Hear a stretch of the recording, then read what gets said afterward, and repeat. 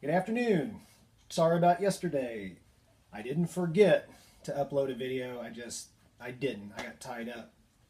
So I'm going to go back in time and recap yesterday, which was day 5. There we go. That'll help. Day 5.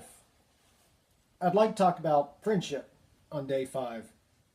That was the first day everything really started coming together about how awesome friendship really is.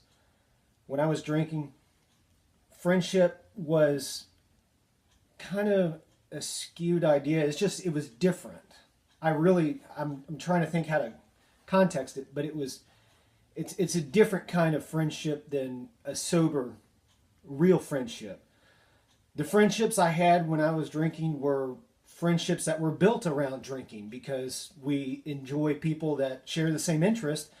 When you're an alcoholic and you're in the selfish interest, you hang out with similar people who are 9.5 times out of 10 alcoholics that are also selfish. And the friendships, looking back, were always kind of touch and go. It'd be great for a while, then something would happen that would tick you off, and it's kind of like, well, I really don't like this friendship. And it was kind of a back and forth thing, which was wild. And, now when you look at it, when it's clear, the friendships that you have nowadays, they're more genuine. And we share like interest. And there are interests outside of AA or not drinking or the struggles. It's just a genuine friendship. You learn about the other things about people too that you enjoy, and you continue to build off that. And it's more of a solid. It's an absolute solid foundation versus a shaky foundation of just drinking and having fun. I know a lot of people struggle, including myself, struggle with the idea that it's kind of just me. I'm on my own.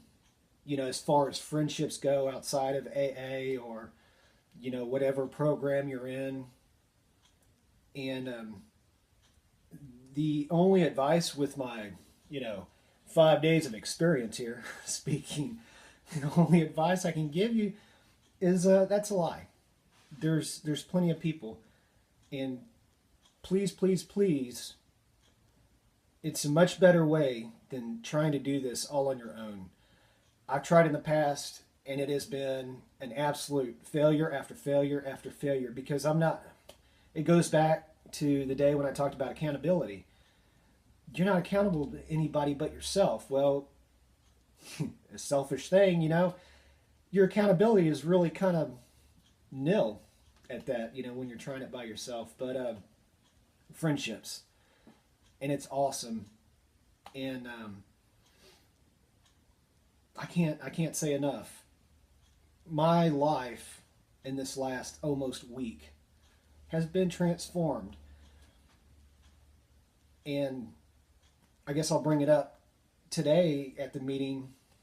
Someone shared and was going back in time with what he remembers. And when he said his first year, he was, and I kind of took it as how I am. He said, my first year, I was on cloud 9. And I rode that cloud for about a year. And he said, then problems started setting in. And that's kind of what I've been guessing is going on, because I kind of look at it as kind of when you start a relationship, when you're dating somebody, I mean, it's fresh, it's new, everything's perfect, nothing's wrong at all, and everything's always going to be awesome. Well, we all know that's kind of not the truth. It's how we see it in the moment, but that's not the truth. There's always going to be what I always call the hilltops and the valleys. And to get to the hilltops, you always got to go through a valley. Because if you didn't, there would be no hilltop and there wouldn't be no valley. And So, you've got to learn to embrace the valleys just as much as the hilltops, because without the one, you can't have the other. And that's the way I've always looked at it. And it's always kind of helped me get through the valley. And I know it's going to happen. A valley's coming, whether it's tomorrow or next week, next month, next year, or 2 years from now. I don't know. There's going to be a valley. That's just life.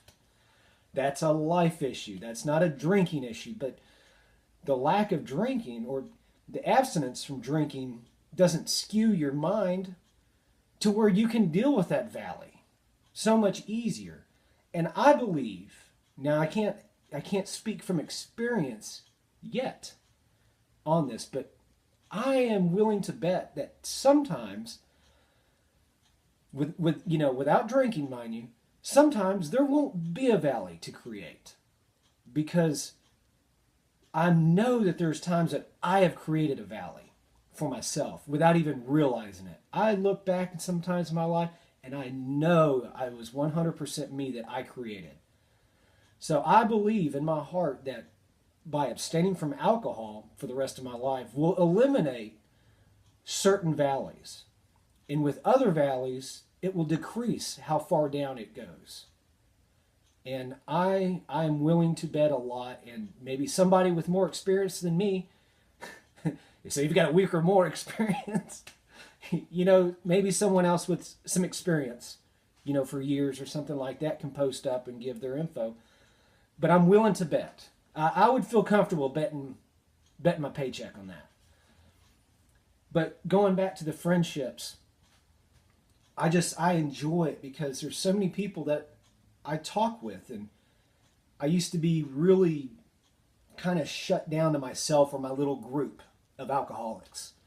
And I never ventured out of that to anybody because I didn't want anyone to figure out who I was, which was, a liar, a phony, a self-centered, idiot, and an alcoholic.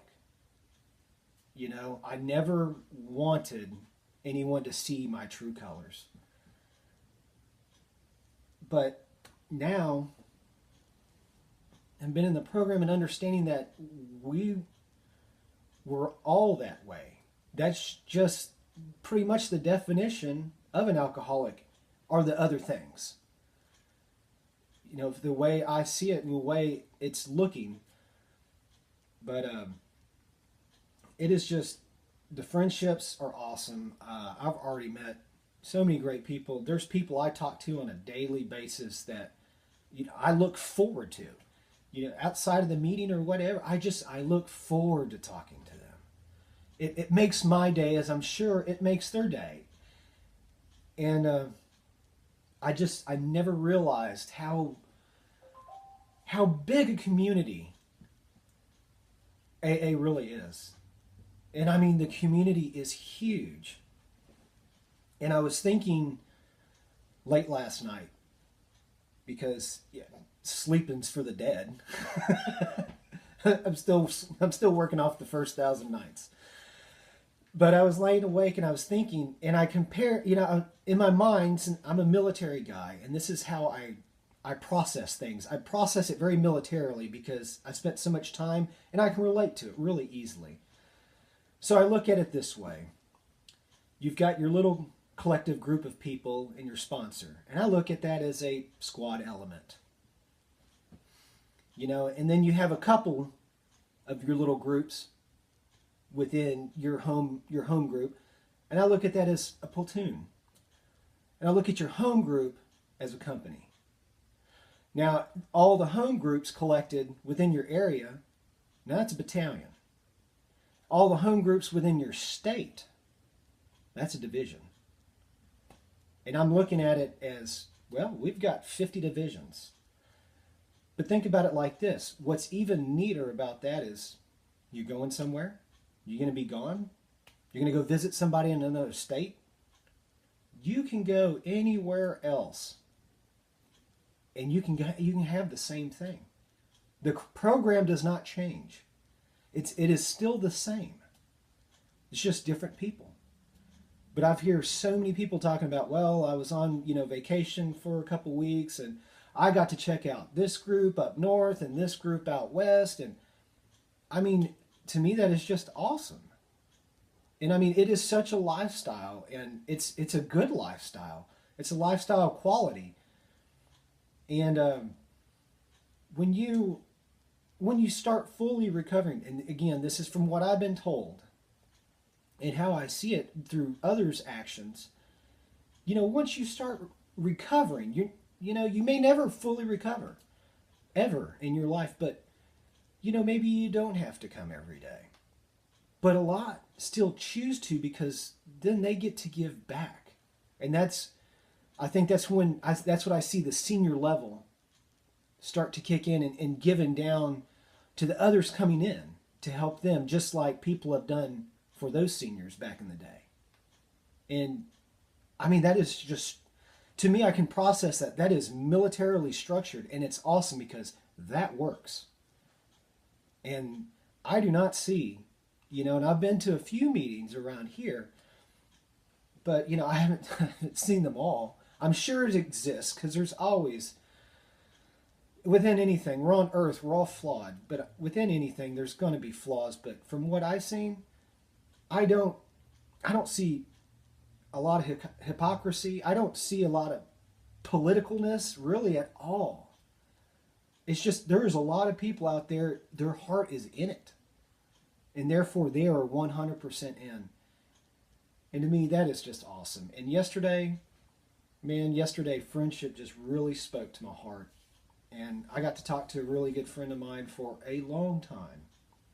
And we had a blast. I was able to share things that I haven't talked to anybody about. And it was just, man, it almost brought me into tears to hear the feedback of, do you think you're the only one that felt that way? Because back in the day, my crazy thoughts, come to find out, they're not crazy. And see, that's the alcoholic lie. Like, you tell anybody about this, you're going to be committed, because that's crazy. And it's not. And it was being trapped in my own prison. And see, that's what we talked about after that. Was it's kind of like this. Here's an analogy. It's being trapped in a box for so many years. And then once you start to step back and look at the big picture, you realize there is no box. You created the box. The box is a lie. There is no box. And that's what I'm starting to realize. And guys, I want to keep this, I don't want to go too long. And friendship, it's awesome. And I appreciate you all.